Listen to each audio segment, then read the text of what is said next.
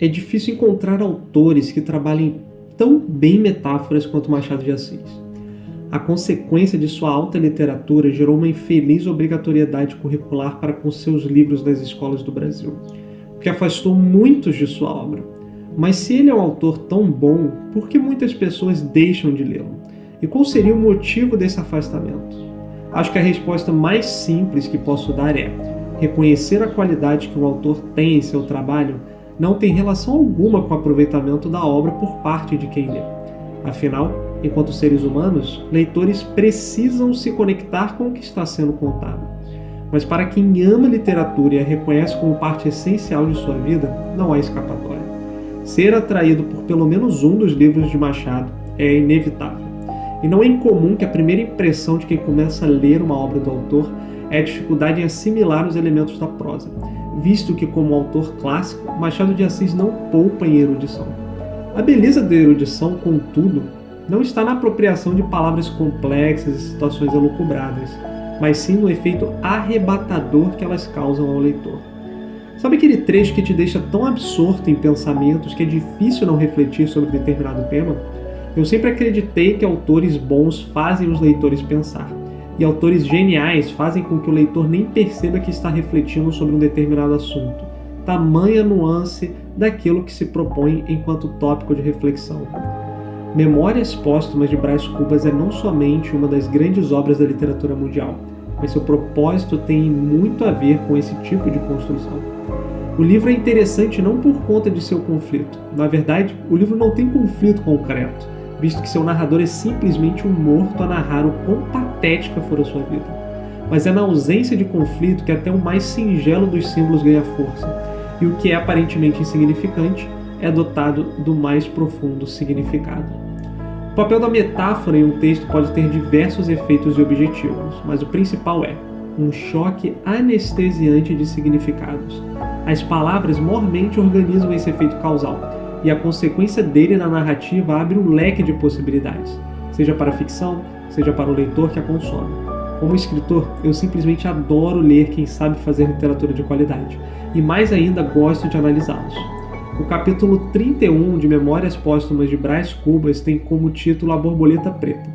O mais interessante do capítulo é que ele surge num momento de aparente inércia narrativa, um capítulo que soa estranhamente desconectado da narrativa, mas é lógico que não está, não é mesmo?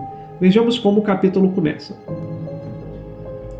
No dia seguinte, como eu tivesse a preparar-me para descer, entrou no meu quarto uma borboleta, tão negra como a outra, e muito maior do que ela. Lembrou-me o caso da véspera, e ri-me. Entrei logo a pensar na filha de Dona Eusébia, no susto que tivera, e na dignidade que, apesar dele, soube conservar. A borboleta, depois de esvoaçar muito em torno de mim, pousou-me na testa, sacudia. Ela foi parar na vidraça. E, porque eu sacudisse de novo, saiu dali e veio parar em cima de um velho retrato de meu pai. Era negra como a noite. O gesto brando com que, uma vez posta, começou a mover as asas, tinha um certo ar escarninho que me aborreceu muito. Dei de ombros, saí do quarto. Mas tornando lá, minutos depois, e achando-a ainda no mesmo lugar, senti um repelão dos nervos. Lancei mão de uma toalha, bati-lhe e ela caiu. Perceba o quão singelo parece essa cena, mas o quão poderosa ela é.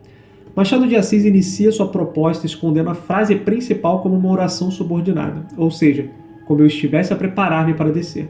O que é engraçado nesse trecho é como a frase surge de um adjunto adverbial de tempo, ou seja, no dia seguinte, mas ela própria age como uma oração subordinada adverbial de tempo, ou seja, ela implica a circunstância temporal em que a ação ocorre.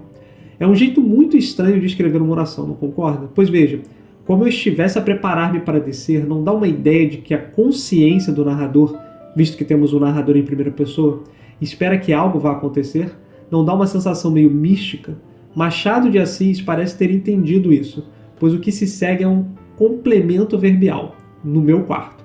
O pronome possessivo meu foge do genérico e aproxima o que está por vir do personagem, ou seja, dá a ideia de que o que virá a seguir está destinado a ele. E o que será essa coisa?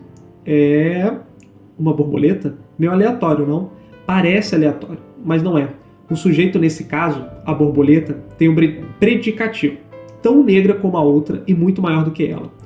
Nesse caso, o autor faz questão de quebrar a oração novamente, tornando o conectivo e um elemento adversativo.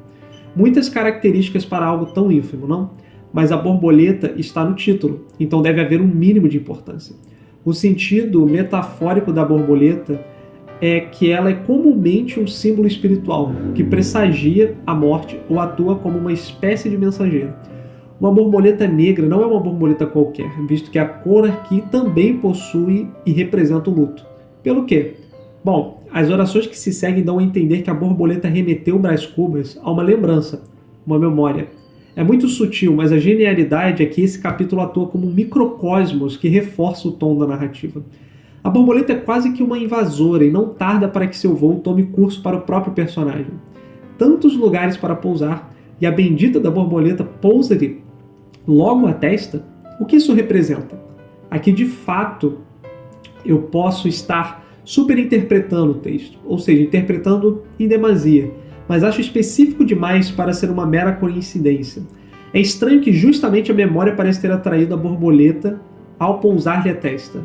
E como a ideia de ter um elemento próximo de sua mente, ou seja, inerente e tão natural, é um tanto quanto contraditório e ao mesmo inusitado que isso lhe causa desconforto. Depois de espantá-la com a toalha, lá vai a borboleta para a vidraça.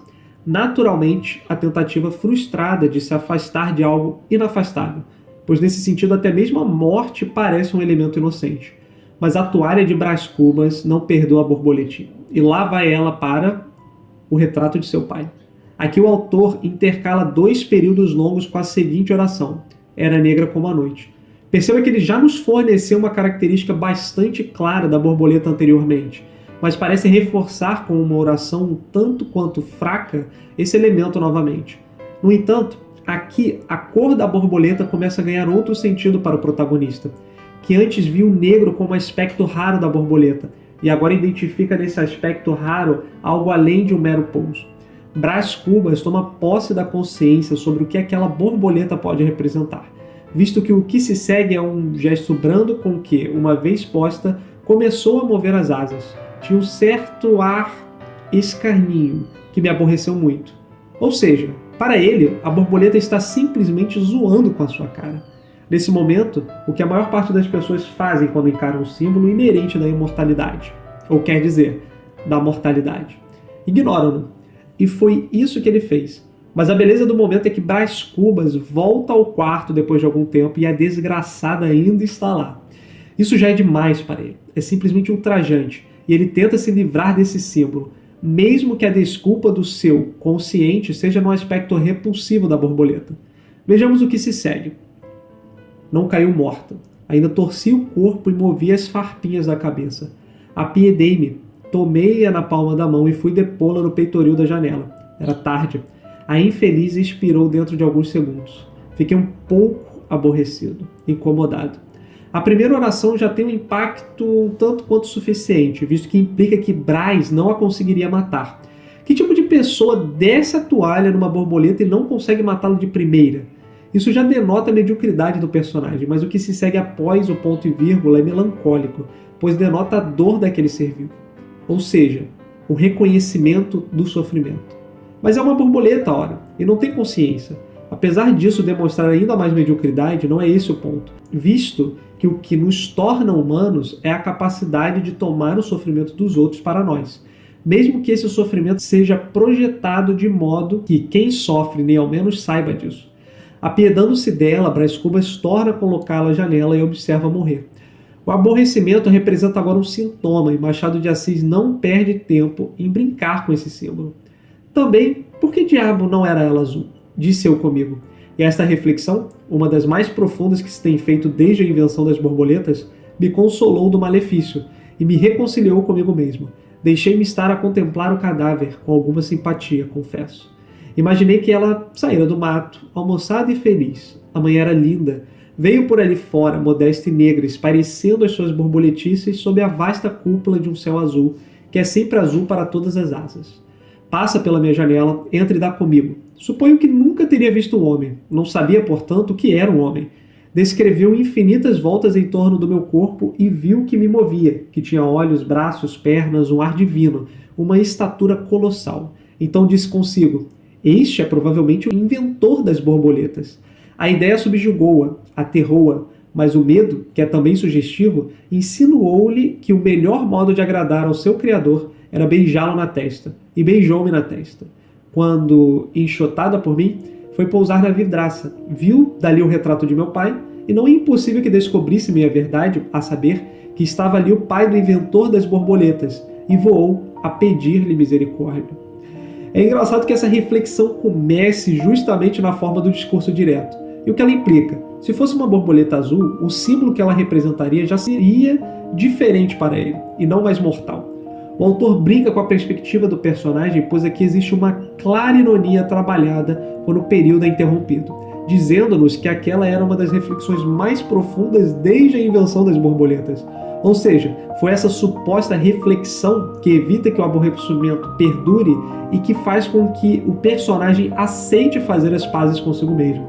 Perceba como Brás Cubas subverte as expectativas quando torna a transformar o símbolo da borboleta por completo. E agora ela se torna um palco pelo qual o narratário inventa uma história em que a borboleta e o humano são praticamente sinônimos.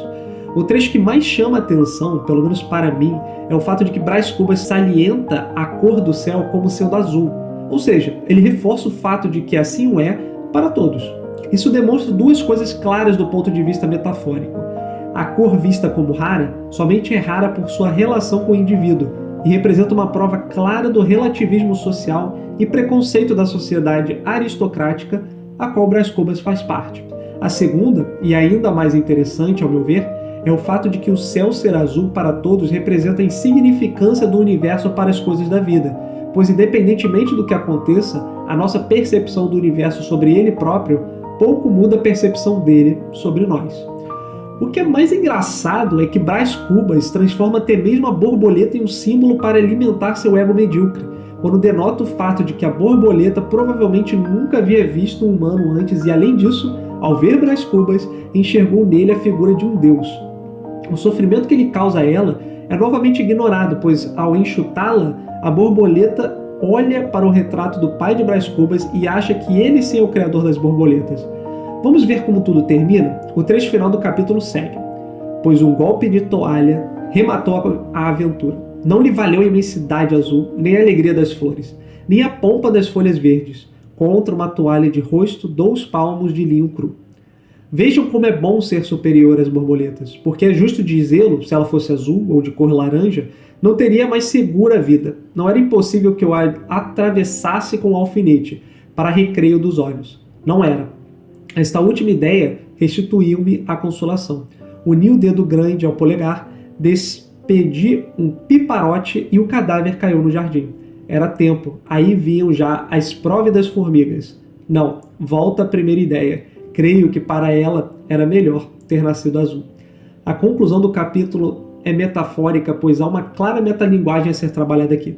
Brás Cubas não entende que a imensidão do universo, ou seja, a imensidão azul, pouco tem a ver com a existência da borboleta, também demonstrando para nós, leitores, sua própria mediocridade. Ainda mais medíocre é o fato de que ele mesmo se gaba de ter sido a causa da morte dela, e se vê pelo simples fato de poder fazê-lo, como ele é superior às borboletas.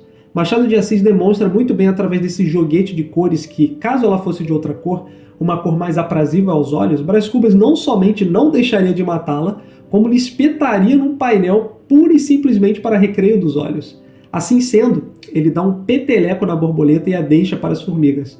A beleza do capítulo surge no fato de que o narrador, agora, ao vê-la sobre a terra, prestes a ser carcomida por formigas, vê-se ele próprio na mesma situação e percebe ele próprio sua mediocridade, como ele e ela, quando mortos, não são tão diferentes. E somente morto conseguiu entender esse aspecto, com a frase que conclui sabiamente o capítulo. Não, volta à primeira ideia. Creio que para ela era melhor ter nascido azul.